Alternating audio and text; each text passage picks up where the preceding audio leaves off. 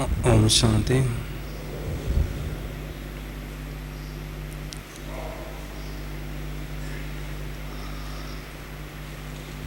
बाबा से मिले हुए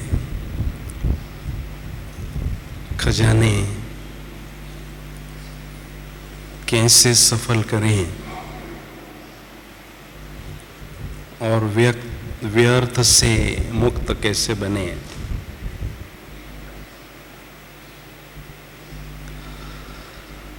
संगम युग में बाबा से हमें वर्षे के रूप में विभिन्न प्रकार के खजाने प्राप्त होते हैं। उन खजानों को जितना हम सफल करते हैं, सेवा में लगाते हैं,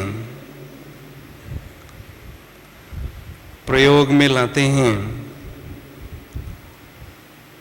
उतना उन खजानों की वृद्धि होती है।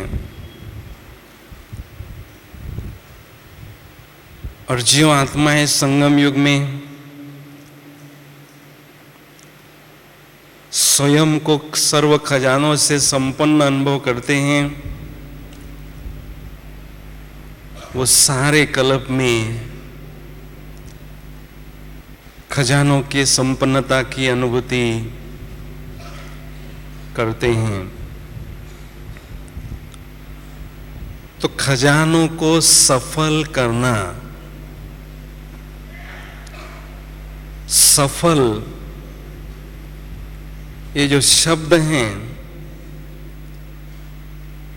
इसका संधि विच्छेद 3 शब्दों में होता है। सफल, स अर्थात संपन्नता की अनुभूति करना, फ अर्थात फलीभूत होना, क्योंकि बीज हम खेती में बहुत बोते हैं, लेकिन उन्हों में से कुछ बीज फलीभूत होते हैं। तो फलीभूत होना अर्थात फल की और बल की अनुभूति जीवन में करना। और ल अर्थात लक्ष्य के समीपता की अनुभूति करना, अर्थात जितने खजाने हम सफल करते हैं, उतना जीवन में संपन्नता की अनुभूति होती है, शक्तिशाली स्थिति की अनुभूति होती है, और हम अपने संपूर्णता के समीप, लक्ष्य के समीप पहुंचने की अनुभूति भी करते हैं। तो मुख्य तौर से बाबा से हमें 9 प्रकार के खजाने मिलते हैं। तो सबसे पहला खजाना है समय का खजाना। ये खजाना अमूल्य खजाना है। सबसे मूल्यवान, सभी खजानों में से मूल्यवान खजाना समय का खजाना है। क्यों? क्योंकि समय का खजाना ये आधार है अन्य खजानों को प्राप्त करने का। जैसे रुपया आधार है अन्य चीजों को प्राप्त करने का, ऐसे समय का खजाना आधार है अन्य खजानों को प्राप्त करने का। इसलिए सबसे मूल्यवान खजाना है। तो संगम युग में जितना हम बाबा को याद करते हैं, उतना समय का खजाना सफल होता जाता है, क्योंकि बाबा की याद में ही जबरदस्त कमाई हमें होती है।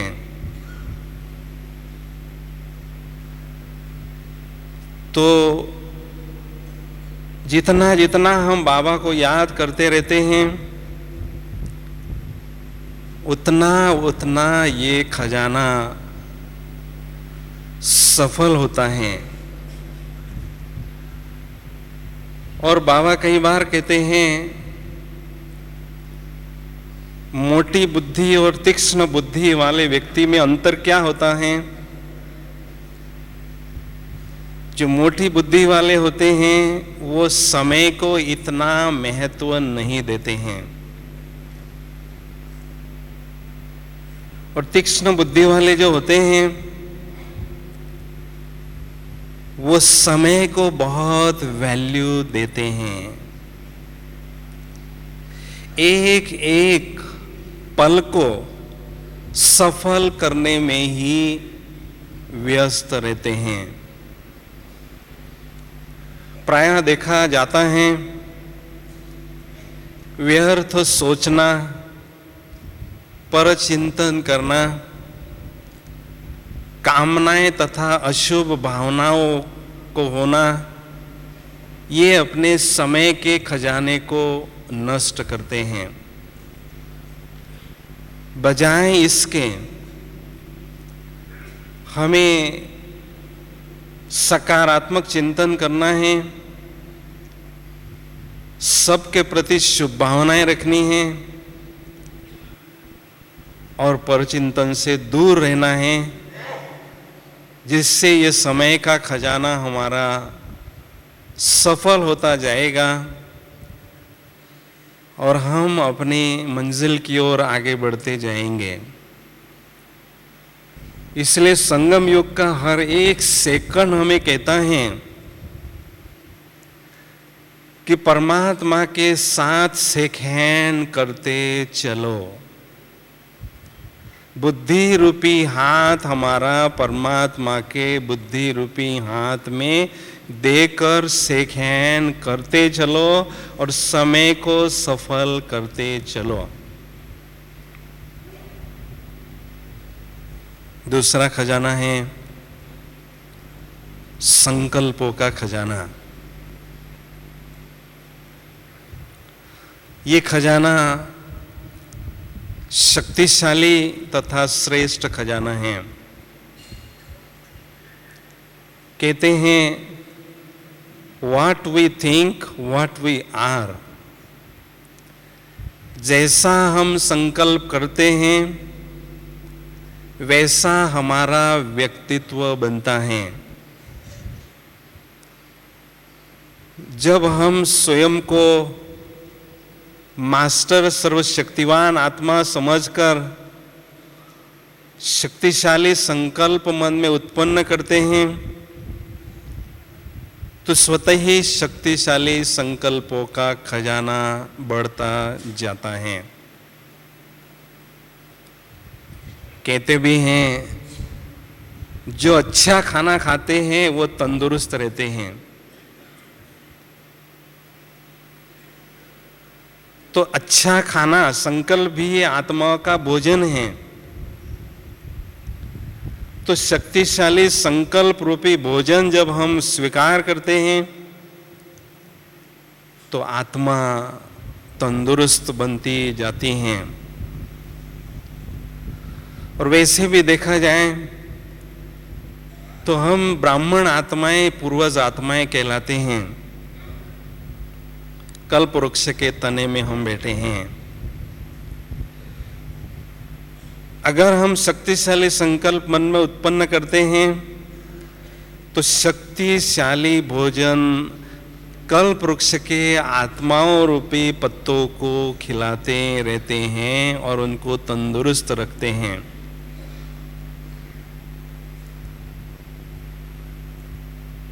तो बार बार हमें अपने संकल्पों पर विशेष ध्यान देना है, चेकिंग करते रहना है कि किस प्रकार के संकल्प मेरे मन में चलते रहते हैं। हमेशा मेरे मन में शक्तिशाली तथा पवित्र संकल्पों का प्रवाह ही चलता रहे। संकल्प जो शब्द हैं उसमें कल्प शब्द अंतर्निहित है। संकल्प अर्थात जैसे हमारे संकल्प होते हैं वैसे कल्प की स्थिति होती है। सतयुग त्रेता युग में हमारे संकल्प बहुत पवित्र थे, इसलिए कल्प भी सतोप्रधान था। और द्वापर कलयुग में संकल्प अपवित्र बनते गए तो तमोप्रधान उसकी स्थिति हुई। इसलिए हमेशा हमें शक्तिशाली संकल्प ही मन में उत्पन्न करने हैं और शक्तिशाली संकल्पों का खजाना सफल करते रहना है। सफल कैसे करेंगे? मन में जब शक्तिशाली संकल्प उत्पन्न होते रहेंगे तो आत्मा का जो आभा मंडल है वो बहुत शक्तिशाली होगा, प्रखर होगा। और जहां हम जाएंगे जैसी स्थिति वैसी उपस्थिति का काम वो करेंगे। तो संकल्पों का खजाना इस तरह से इस वायुमंडल को शक्तिशाली तथा पवित्र बनाने की सेवा में हम सफल कर सकते हैं। अनेक आत्माओं को शक्तिशाली संकल्प मन में उत्पन्न करने की प्रेरणा भी दे सकते हैं, सहयोग भी दे सकते हैं। तीसरा खजाना है ज्ञान का खजाना। ज्ञान सागर से हमें अथाह ज्ञान रत्नों की प्राप्ति होती है। तो ये जो ज्ञान रत्न है, जितना जितना उस पर हम मनन चिंतन करते हैं, ज्ञान की गहराई में जाते हैं, तो अनुभव के आधार से ज्ञान का खजाना, रत्नों का खजाना हमारे पास बढ़ता जाता है।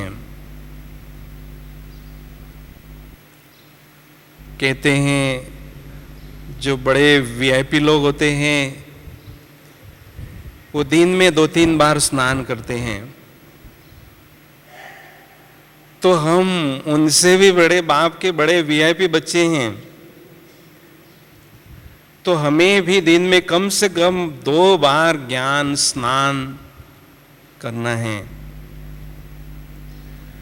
क्योंकि जितने बार ज्ञान स्नान करते जाएंगे उतना ज्ञान की गहराई में जाने का अभ्यास हमारा बढ़ता जाएगा।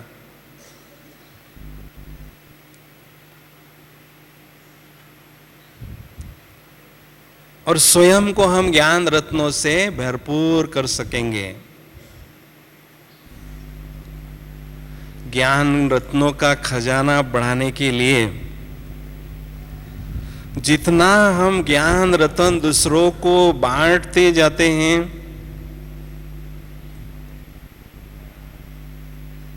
उतना ये खजाना हमारा बढ़ता जाता है। उसका ज्वलंत उदाहरण हमारे सामने है।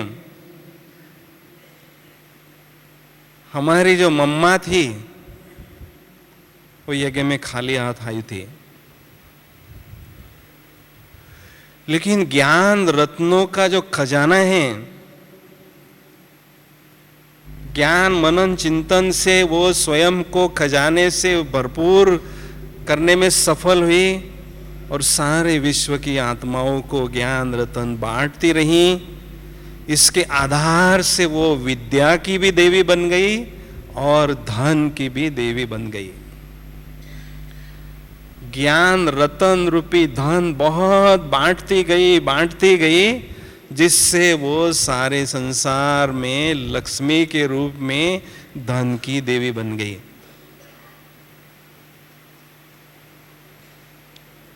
इसलिए हम जितना जितना ज्ञान धन बांटते रहते हैं, उतना उतना सारे कल्प में स्थूल धन से भी संपन्नता की अनुभूति हमें होती रहेगी। लेकिन कई समझते हैं हमारे पास जो डायरियों में, किताबों में ज्ञान है, बुद्धि में ज्ञान है, वो सब अगर दूसरों को बांटते रहेंगे तो स्वयं खाली हो जाएंगे। लेकिन जो बड़े दिल से ज्ञान रतन उदारता से बांटते ही रहता है,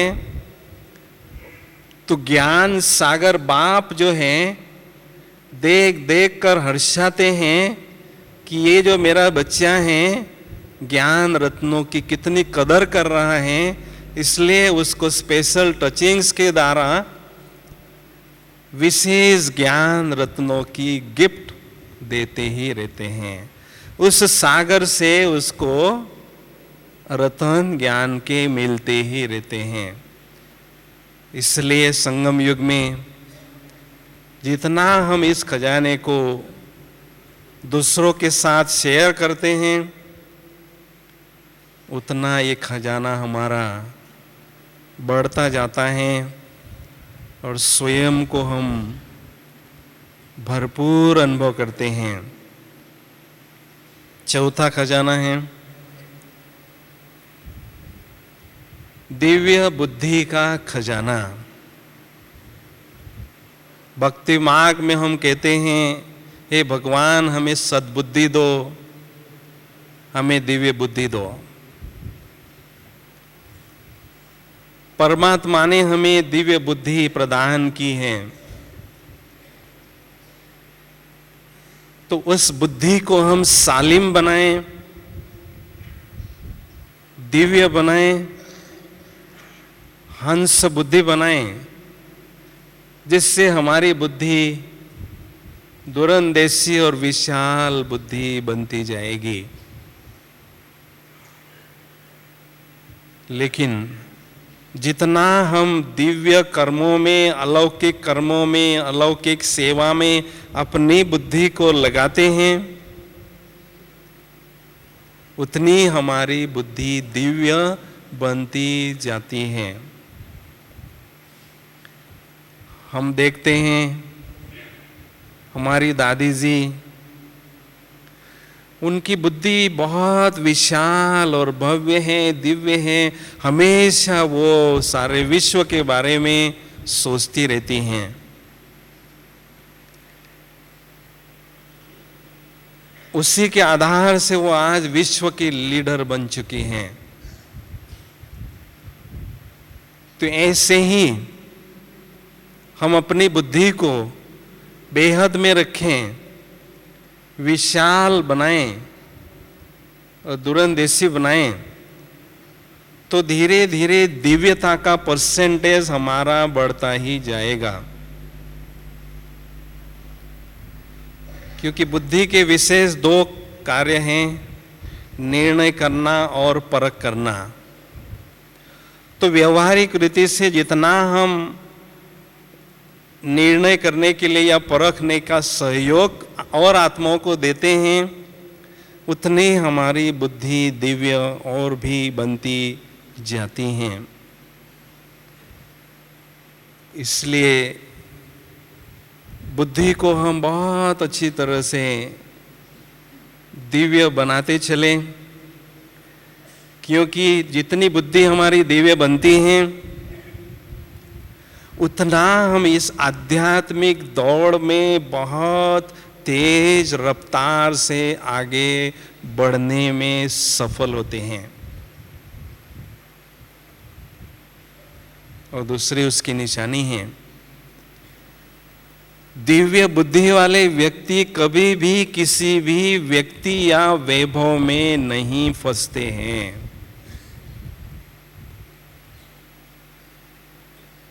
वो कभी भी, क्योंकि रेस है, दौड़ है, रेस के समय अगर हम किसी व्यक्ति वैभव में फंसेंगे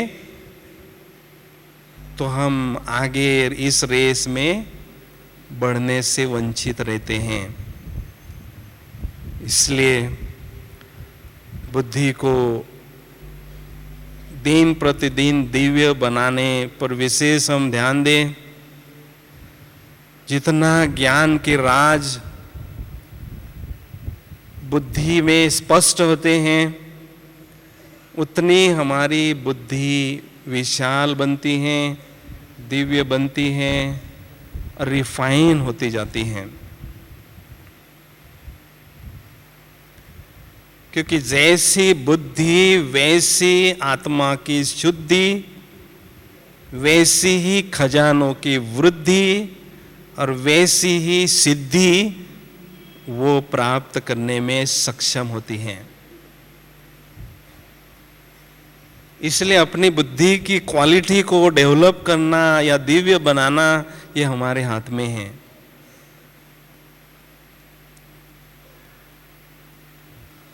पांचवा खजाना है खुशी का खजाना।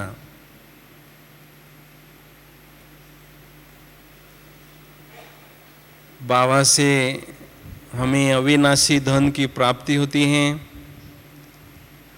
अथाह अविनाशी प्राप्तियां हमें बाबा से हो चुकी हैं, इसलिए हमें बेहद सदा खुशी रहती हैं।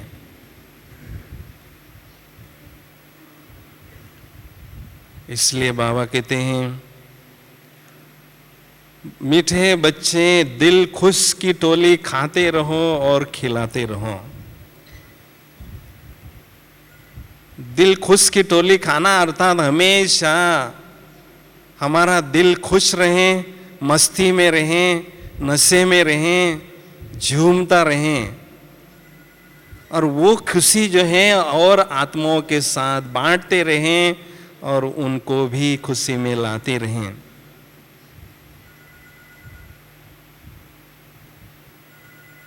तो ये जो खुशी है, कहते हैं खुशी जैसी खुराक नहीं, गमी जैसा रोग नहीं। आत्मा की सबसे शक्तिशाली जो खुराक है वो खुशी है। लेकिन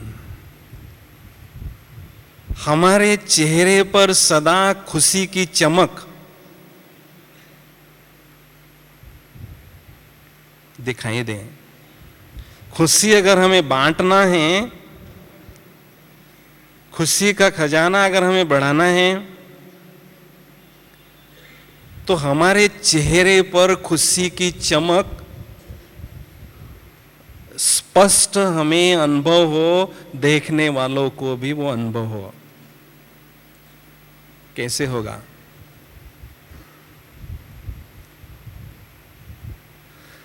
मन की प्रसन्नता जो है चेहरे पर खुशी के रूप में झलकती हैं।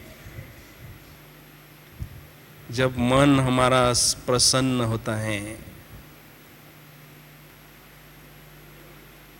तो चेहरे पर उसकी रिफ्लेक्शन खुशी के रूप में दिखाई देती हैं।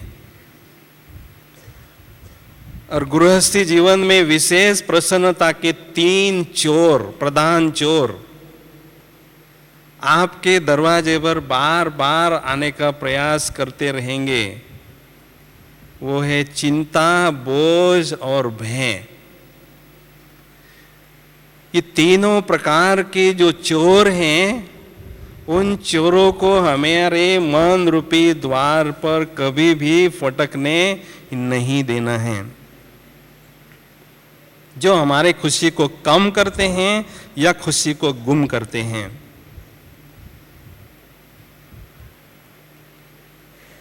दुनिया वाले कहते हैं आपका चेहरा बहुत खुशनुमा रहता है, आप बहुत मोटे ताजे दिखाई देते हो, क्या राज है आपके तंदुरुस्ती का? कौन से चक्की का आटा आप खाते हो? तो जवाब में हम उनको यही कहते हैं, जिस चक्की का आटा आप खाते हैं उस चक्की का ही आटा हम खाते हैं। लेकिन अनेक चक्रों से हम फारिग रहकर एक ही सुदर्शन चक्र हम घुमाते रहते हैं, इसलिए खुश रहते हैं, मौज में रहते हैं और बीमारियों से दूर रहते हैं, इसलिए तंदुरुस्त रहते हैं।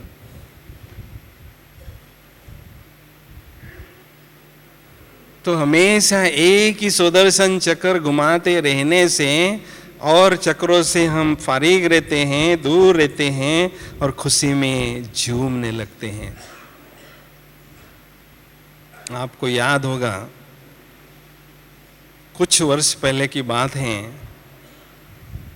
बाबा ने स्पष्ट कहा था कि ब्रह्मा बाबा की ब्राह्मण बच्चों से एक आश है, वो अभी तक बच्चों ने पूरी नहीं की है, करनी है। आप में से शायद कुछ एक जानते होंगे वो कौन सी आस है। बाबा ने कहा था, हर एक ब्राह्मण बच्चों में मैं 3 बातें देखना चाहता हूं निरंतर। बाप होने के कारण, ब्रह्मा बाप होने के कारण मैं हर एक ब्राह्मण बच्चे में 3 बातें देखना चाहता हूं। कौन सी? ये मेरी आस है। सबसे पहली बात बाबा ने कही थी कि हर एक बच्चे के चेहरे पर रूहानी मुस्कुराहट निरंतर रहे। दूसरी बात, हर एक जो बोल है वो बिना मधुरता के न हो, मधुरता से अमृत वाणी भरपूर हो, अमृत धारा उनके मुख से बहती रहे। तीसरी बात है, हर एक के मन में हमेशा रहम की भावना, दातापन की भावना सदा पनपती रहे। ये 3 बातें मैं हर एक बच्चे में देखना चाहता हूं निरंतर। तो जब चेहरे पर निरंतर रूहानी मुस्कुराहट बाबा देखना चाहते हैं, उसके लिए मन हमारा प्रसन्न होगा, तभी मुस्कुराहट खुशी के रूप में सभी को अनुभव होती रहेगी। 6वां खजाना है श्रेष्ठ कर्मों का खजाना। कर्मों की खेती, श्रेष्ठ कर्मों की खेती, ये भक्ति मार्ग में गाया है। कहते हैं, जैसे कर्म करे मन मेरे, जैसे कर्म करे मन मेरे, वैसे ही बेल बनेंगे तेरे। अर्थात भविष्य पद की प्राप्ति का आधार है वर्तमान समय के श्रेष्ठ कर्म।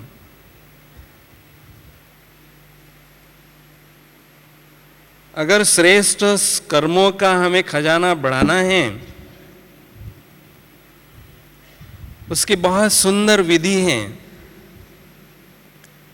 लक्ष्मी नारायण के फोटो के सामने हम खड़े हो जाएं और उनके सामने खड़े होकर उनसे स्वयं की तुलना करते रहें कि क्या मेरे स्थूल तथा सूक्ष्म कर्म इनके जैसे चल रहे हैं, हो रहे हैं, नहीं हो रहे हैं, तो मुझे उनके जैसे श्रेष्ठ कर्म करते रहना है। तो धीरे धीरे आपके कर्मों में दिव्यता आती जाएगी।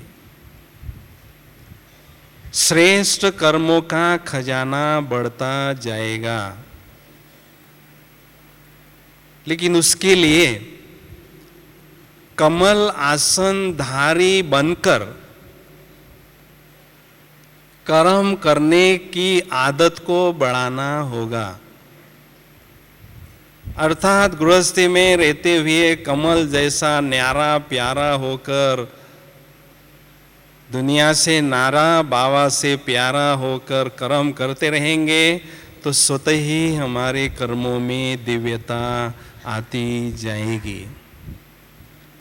लौकिकता से हटकर अलौकिकता से भरपूर आपका हर एक कर्म होता जाएगा। और जितना जितना आपके दिव्य कर्म, श्रेष्ठ कर्म अन्य आत्माएं देखते रहेंगे, उन्हों को भी दिव्य कर्म में करने की प्रेरणा मिलती जाएगी, उतना ये खजाना आपका बढ़ता जाएगा। कहते हैं स्वयं पुरुषार्थ करना बहुत अच्छी बात है, लेकिन स्वयं पुरुषार्थ करते करते अनेकों को प्रेरणा देते हुए आगे बढ़ाना, ये उससे बढ़कर बात है।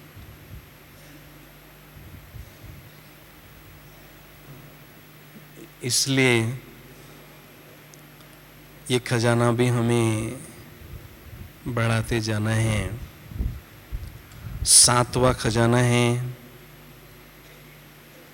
दिव्य गुणों का खजाना।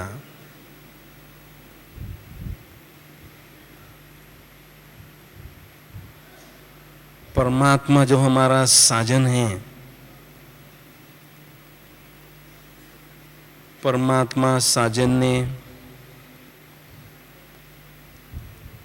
हम आत्माओं रूपी सजनियों को दिव्य गुणों से श्रृंगारित करने के लिए दिव्य गुणों के गहने भी हमें दिए हैं। वो गहने, वो श्रृंगार केवल हमें बुद्धि रूपी तिजोरी में नहीं रखना है, लेकिन उस श्रृंगार को हमें पहनना है और पहनकर कर्म क्षेत्र पर जाना है।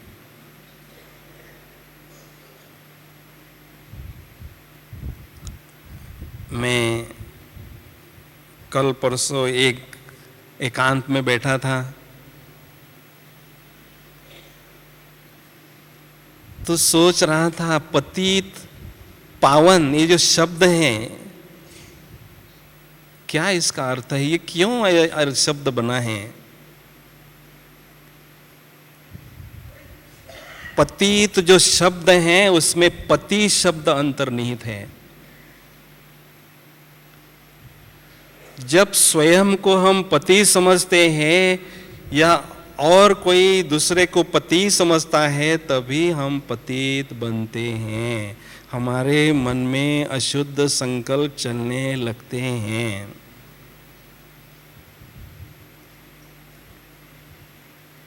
पावन अर्थात पा प्लस वन, जब एक को पूर्णतया प्राप्त करते हैं, एक को ही दिल में रखते हैं, तो संपूर्ण पावन हम बनते हैं।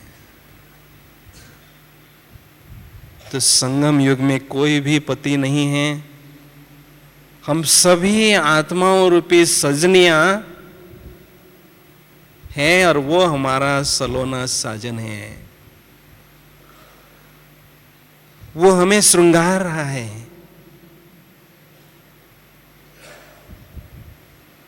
वो चाहता है मेरी सजनी जो है, हर एक सजनी बहुत सुंदर सुशोभित दिखाई दे, दिव्य गुणों के आभूषण से एकदम सजी सजाई निरंतर दिखाई दे।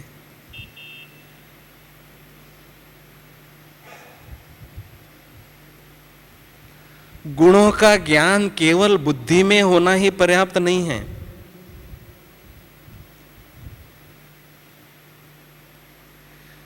लेकिन उन गुणों की स्मृति बुद्धि में हो और समय प्रति समय परिस्थिति के अनुसार उस गुण का प्रयोग भी हम जीवन में करते रहें,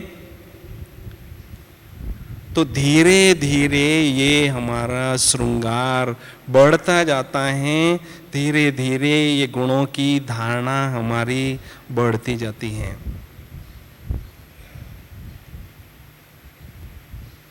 ज्ञान प्लस योग इज इक्वल टू धारणा। ज्ञान से युक्ति मिलती है, योग से हमें शक्ति मिलती है, और दोनों का जब संयोग होता है उसके बाद दिव्य गुणों की धारणा हमारी होती है।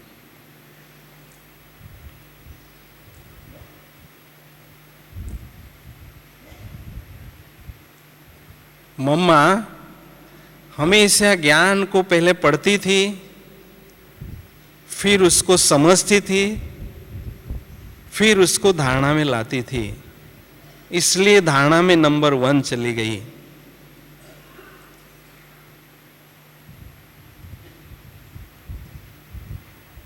हम 76 में मैं बाबा से मिल रहा था मधुबन में।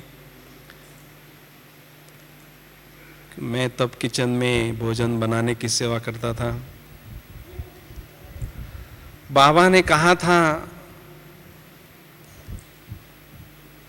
कि ज्ञानी आत्माओं की सेवा अगर आपको करनी है तो ज्ञान सुना कर नहीं कर सकते हैं, लेकिन अपने चेहरे को दिव्य गुणों से भरपूर अगर हम रखेंगे तो देखने वालों को भी दिव्य गुण धारण करने की प्रेरणा, सहयोग आप दे सकते हैं। इसलिए हमेशा हमारा जो चेहरा है, चेहरा हरा भरा हो, उस पर दिव्य गुणों की हरियाली हो, संपन्नता हो, खाली चेहरा कभी भी न हो। उदास चेहरा होगा तो उदासी के वाइब्रेशन फैलाएगा, खुशनुमा चेहरा होगा। रूहे गुलाब, देखो ये सब इस रूहे गुलाब की सभाएं, हर एक गुलाब बहुत सुंदर खिला हुआ है, रूहानियत की खुशबू फैला रहा है।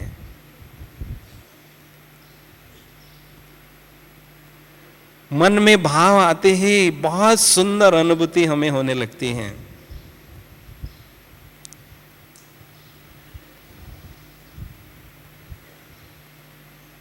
तो दिन प्रतिदिन वैल्यू, दिव्य गुणों को वैल्यू कहते हैं इंग्लिश में, जितनी वैल्यूज मेरे जीवन में होगी उतनी मेरी स्वयं की वैल्यू स्वतः ही बढ़ती जाएगी।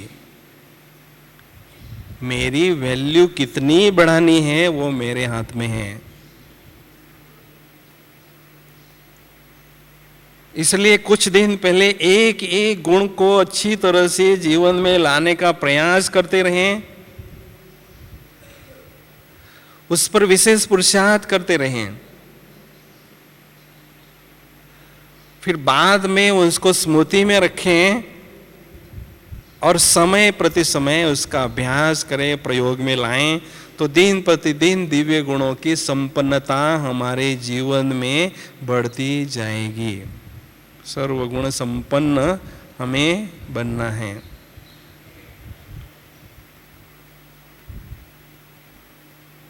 आठवां खजाना है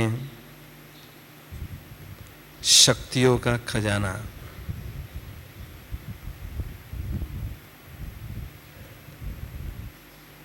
शक्तियों का खजाना, जितना हम जो शक्तियों का स्रोत है बाबा, आध्यात्मिक शक्तियों का अखंड स्रोत है बाबा, उन्हों से जितनी हमारी बुद्धि जुटी हुई रहेगी, कनेक्ट हुई रहेगी, उतना शक्तियों का खजाना हमारा बढ़ता जाएगा, उतनी बाबा की शक्तियाँ हमारी प्रॉपर्टी बनती जाएंगी।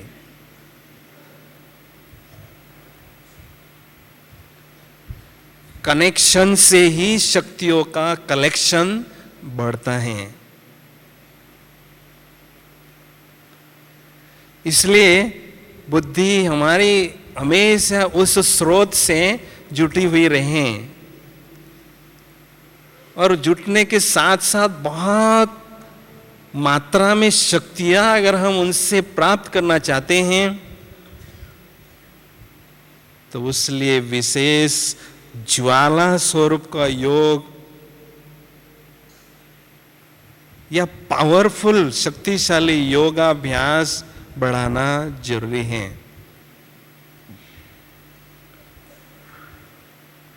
विशेष अमृत वेले या शाम के योगाभ्यास में ऐसा पावरफुल योगाभ्यास मुझे करना ही है, इसी दृढ़ता के साथ अगर हम योगाभ्यास में बैठते हैं और मास्टर सर्वशक्तिवान या मास्टर ज्ञान सूर्य की सोमान में बैठते हैं, तो ऐसी शक्तियों का अनुभव हमें स्वतः ही होने लगता है।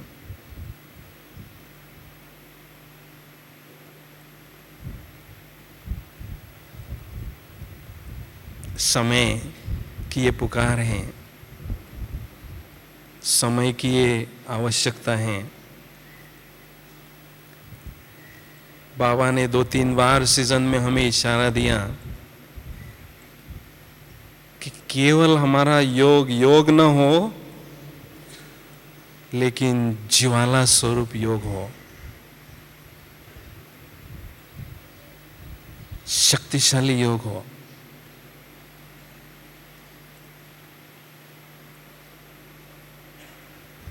शक्तियों के सागर से स्वयं को अगर भरपूर करना है, थोड़े समय में बहुत कुछ शक्तियां प्राप्त करनी है, आत्मा रूपी बैटरी को बहुत अच्छी तरह से चार्ज करना है, तो ऐसा पावरफुल करंट जो है उस पावर हाउस से हमें योगाभ्यास में अनुभव करना बहुत जरूरी है।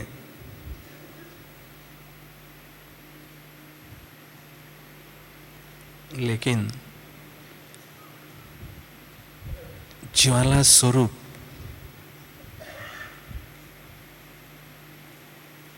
एक बात आपको स्पष्ट करना चाहूंगा, ज्वाला कैसे भड़केगी, ज्वाला कैसे जलने लगेगी योग की।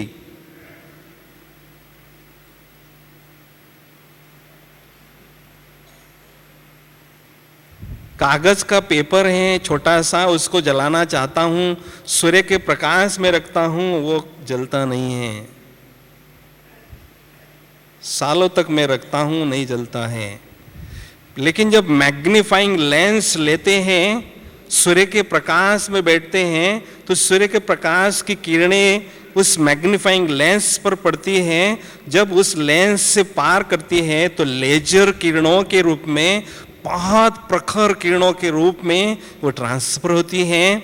बाद में वो किरणें एक बिंदु पर केंद्रित होती हैं, और एक बिंदु पर जब केंद्रित होती है तो प्रचंड अग्नि, प्रचंड शक्ति पैदा होती है और अग्नि जलने लगती है, कागज जलने लगता है।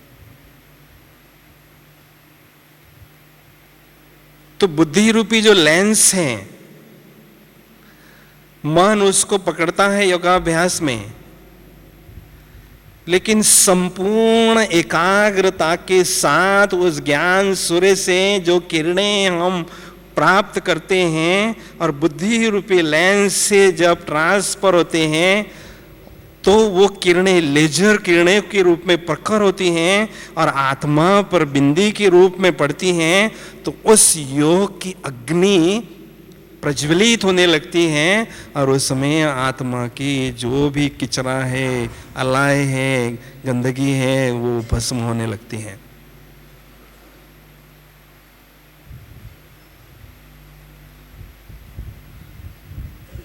तो आवश्यकता है, जो शास्त्रों में अर्जुन का उदाहरण दिया है, वो पंछी की उसको केवल आंख ही नहीं, लेकिन आंख के अंदर जो पुतली थी वही दिखाई देती थी, इतनी एकाग्रता उसकी थी। वो हमारा गायन है, कोई अर्जुन होकर नहीं गया है, वो हमारा गायन है।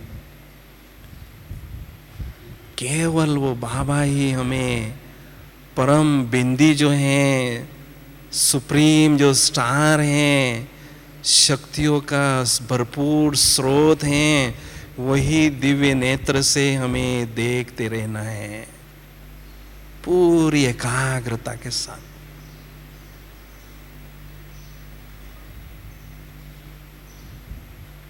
तो देखो, बहुत शक्तियों से आपकी आत्मा भरपूर अनुभव होती जाएगी।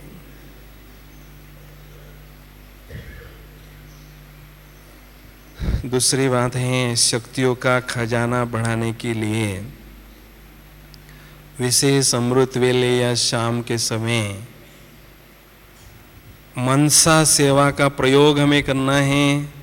ज्ञान सूर्य बाबा से मुझ आत्मा पर अनेक शक्तियों की किरणें पड़ रही हैं और मेरे द्वारा विश्व की ग्लोब पर अनेक आत्माओं रूपी, चैतन्य आत्माओं रूपी सितारों पर शक्तियों के किरणों की वर्षा हो रही हैं।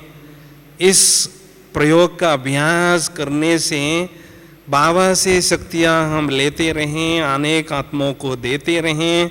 ये अभ्यास करते रहने से शक्तियों का खजाना हमारा बढ़ता जाएगा, स्वतः ही बढ़ता जाएगा।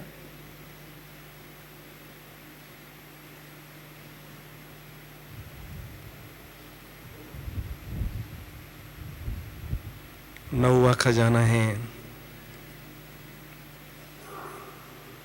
दुआओं का खजाना।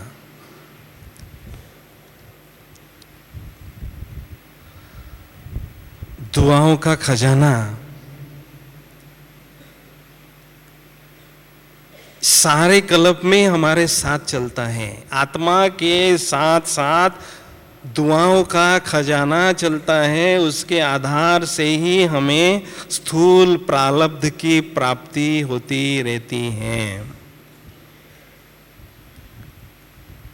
तो संगम युग है दुआओं को जमा करने की सीजन।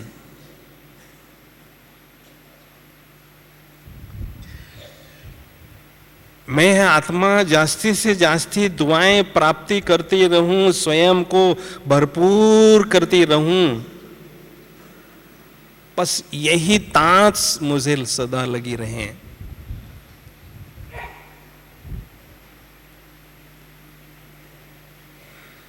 यही बिजनेस में मुझे सदा बिजी रहना है।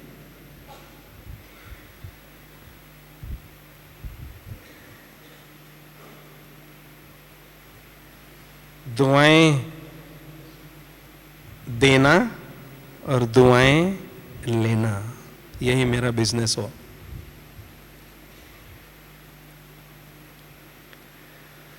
दुआएं देना, जब भी कोई हमारे सामने आता है उसको अगर हम साकारी के बजाय निराकारी स्वरूप में देखते हैं या आकारी फरिश्ता स्वरूप में देखते हैं तो उस रूह को राहत मिलती है। तो ऑटोमेटिक हमारे दिल की दातापन की दुआ उसको मिलती हैं। कोई भी सामने आता है गुप्त रीति से, सूक्ष्म रीति से, साकारी तन के बजाय आकारी स्वरूप को या निराकारी स्वरूप को हम देखते हैं तो उस रूह को राहत मिलती है। स्वतः ही दिल की हमारी दुआ जो है उस आत्मा तक पहुंचती है।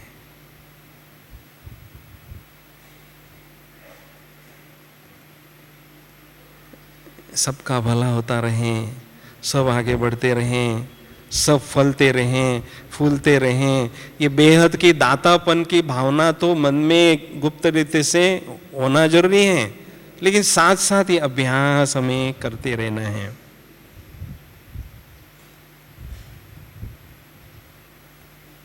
और दूसरी बात है दुआएं लेना।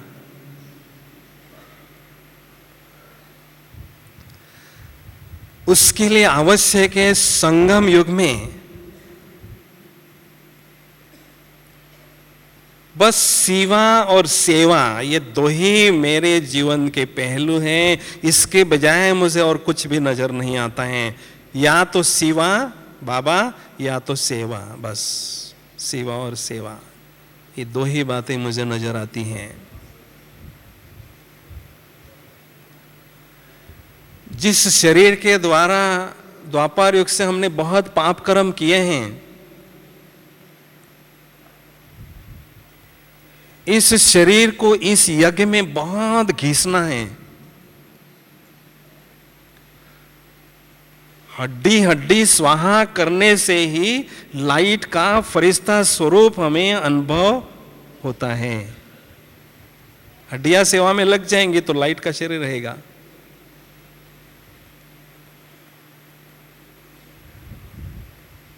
तो जितना हो सके इस यज्ञ में, महायज्ञ में, स्थूल सेवा में भी हड्डियों को हम घींचते रहें, पुण्य कर्म करते रहें, तो पाप कर्म मिटते जाएंगे और दुआओं का खाता हमारा बढ़ता जाएगा।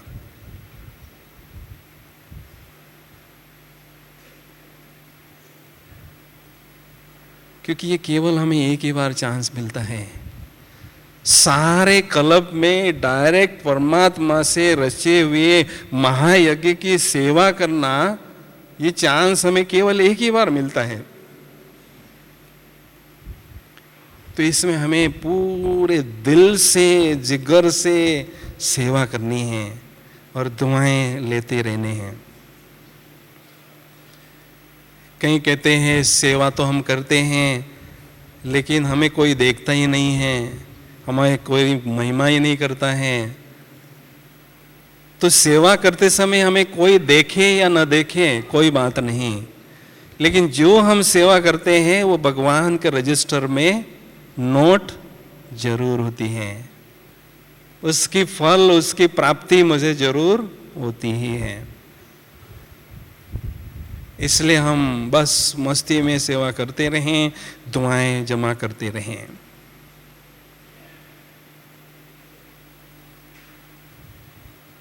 क्योंकि दुआएं जितनी हमारी बढ़ती जाती है, दुआओं का खजाना जब बहुत बढ़ता है, बाबा ऊपर से देखता है, देखो मेरा जो लाल है बस सेवा सेवा सेवा उसी में लगा है, मेरे प्रत्यक्षता के कार्य में लगा है, तो बाबा देखकर बहुत खुश होते हैं और बाबा ऊपर से एक स्पेशल गिफ्ट उसको देते हैं। बहुत सुंदर योगाभ्यास में गहन अनुभूति रूपी स्पेशल गिफ्ट उस बच्चे को देते हैं। वो स्पेशल गिफ्ट लिफ्ट का काम करती है और लिफ्ट में बैठने से उसके स्थिति का स्तर बहुत ऊंचा उठता जाता है।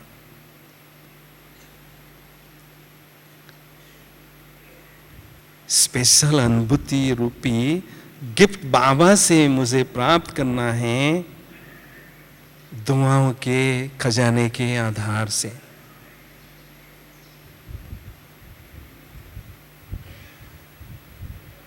अंतिम समय हमें कोई भी मदद नहीं करेगा, न लौकिक न अलौकिक कोई भी हमें मदद नहीं करेंगे।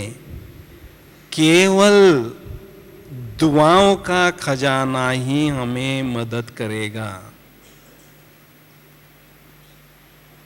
दुख के सागर में होते हुए भी अतीन्द्रिय सुख के झूले में झूलने की अनुभूति करना और बाबा के पास बहुत मस्ती से उनके पलकों में, नैनों के पलकों में बैठकर घर जाने का अनुभव वही करेंगे जिन्हों के पास दुआओं का खजाना बहुत होगा। क्योंकि दुआओं के आधार से एक अजीब सी खुशी, एक सुंदर हल्कापन हमें बहुत अच्छी तरह से अनुभव होता है। जो योगाभ्यास में 4 चांद लगा देता है।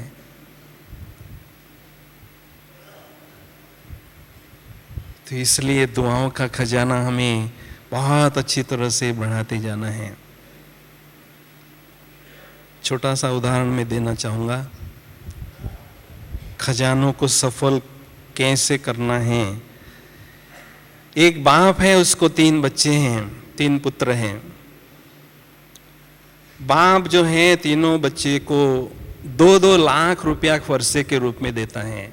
भैया तुम्हारा हिस्सा 2-2 लाख रुपए के रूप में देता है। पहला बच्चा जो है वो थोड़ा अलबेला होता है, 2 लाख स्वयं के प्रति ही यूज कर खर्चा होता है, उड़ाऊ होता है, बहुत जल्दी वो 2 लाख जीरो कर देता है। दूसरा बच्चा थोड़ा कंजूस होता है, वो 2 लाख वो अपने पास ही रखता है, उसके कारण वो 2 लाख बचे रहते हैं, 2 ही लाख के रूप में, पूंजी के रूप में रहते हैं। लेकिन तीसरा बच्चा बहुत समझदार होता है, बुद्धिमान होता है, भले की भावना उसके मन में होती है, तो वो 2 लाख जो है स्वयं के सेवा में, दूसरों के सेवा में लगाता है, बिजनेस में लगाता है, बहुत होशियारी से 2 लाख के वो 10 लाख बनाता है। अब बाप तीनों बच्चों में से किसको देखकर खुश होगा, ये आप समझते हैं। बाप जो है तीनों बच्चों में से किस बच्चे को देखकर खुश होगा, ये आप समझ सकते हैं। जिस बच्चे ने 2 लाख के 10 लाख किए, उसकी पूंजी को बढ़ाया, अनेकों को मदद किया, स्वयं भी उन्नति की ओर आगे बढ़ता गया, वो बच्चा बाप का दिल जीत लेता है। तो बाबा हमें खजाने देते हैं, लेकिन उन खजानों को बड़े दिल से हम जितना स्वयं के प्रति, दुनिया आत्माओं के प्रति सेवा में लगाते हैं, प्रयोग में लाते हैं, बढ़ाते रहते हैं और संपन्नता अपने जीवन में बढ़ाते रहते हैं, ऐसे बच्चों को बाबा देखकर वतन से ही खुश होते रहते हैं। बाबा क्या चाहता है, मेरा हर एक लाल जो है माला माल रहे, बस संपन्न रहे, भरपूर रहे। ऐसी संपन्नता उसके पास हो, ऐसी संपन्नता उसके पास हो, सारे क्लब में उसको किसी के भी सामने हाथ फैलाने की नौबत न आए, वो भरपूर सारे क्लब में रहें। ऐसा बाबा हर एक बच्चे के प्रति भावना रखते हैं। लेकिन बाबा की जो भावना है उसको अगर हमें पूरी करनी है, तो बाबा ने पिछले सीजन में कहा था कि मैं हर एक बच्चे को राजा बच्चे के रूप में देखना चाहता हूँ। हर एक आत्मा जो है सोमान के सिंहासन पर बड़े ठाठ से, बड़े मस्ती से बैठकर अपने सूक्ष्म तथा स्थूल कर्मेंद्रियों पर राज करें और अपने स्वराज अधिकारीपन का अभ्यास करें, नेचुरल उसको अनुभव करते रहें, राजाई का गुण अपने में धारण करें, तो उसके आधार से उसको भविष्य की राजाई स्वतः ही मिलेगी।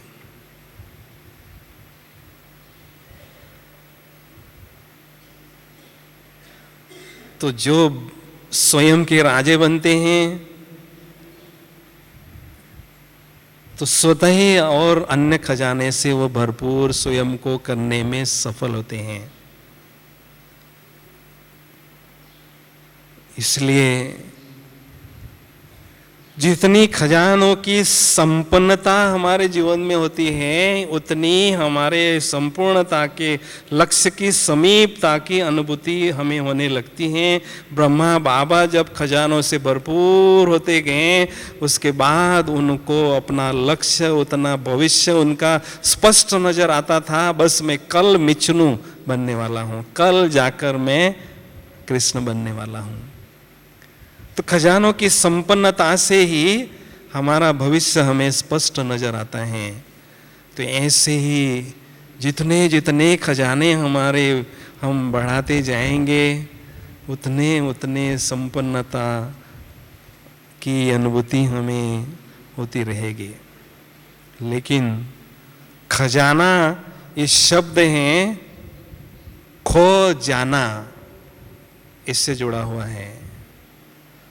खजाना शक्तियों का, गुणों का, संकल्पों का उसे ही प्राप्त होगा जो खो जाना जानता है। खुद में और खुदा में जो खो जाना जानता है, वो अथाह खजाने उन्हों को प्राप्त हो जाते हैं। जितना हो सके हम खुद में ही बहुत सुंदर गहराई की आत्म अभिमानी स्थिति में एकदम डूब जाएं और खुदा में अर्थात बाबा की याद में लवलीन हो जाएं, डूब जाएं। क्योंकि लवफुल स्थिति ही पावरफुल स्थिति में ट्रांसफर होती है। जब हम बाबा के प्यार में लीन हो जाते हैं, तो सागर में जब समा जाते हैं तो आत्मा क्लीन हो जाती है, आत्मा एकदम साफ सुथरी हो जाती है। और जो बाबा के पास खजाने हैं वो हमारे बन जाते हैं।